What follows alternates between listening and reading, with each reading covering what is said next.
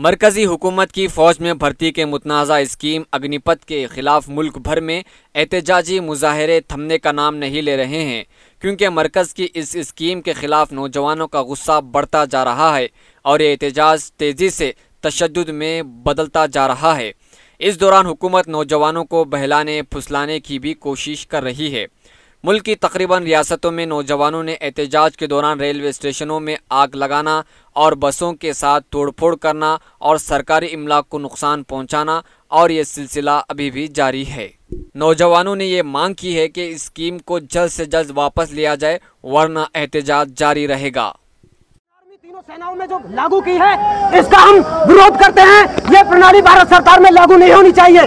भारत सरकार ने हमसे हमारे आगे हाथ जोड़ जोड़कर 1 रैंक 1 पेंशन के नाम पर वोट मांगा था, और आज 9 रैंक 9 पेंशन का ड्रामा बनाकर हम युवाओं को बेरोजगारी में धकेल दिया है।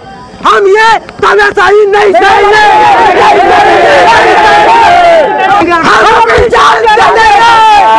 दिल्ली तक जाएंगे, चांद दे देंगे अगर नहीं पेंशन तो करेंगे। हम सब यहाँ जिंदा लाश खड़े हुए हैं। हमारे ही दोस्त 62 जो आज तक अब तक जो हमें पता चली है 62 लोगों ने फांसी लगा ली है।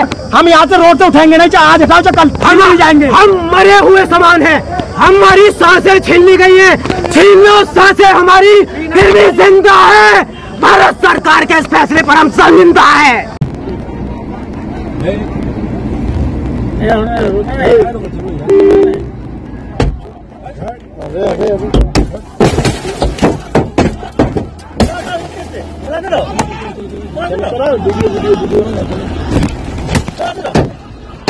बोले नहीं सकते आप।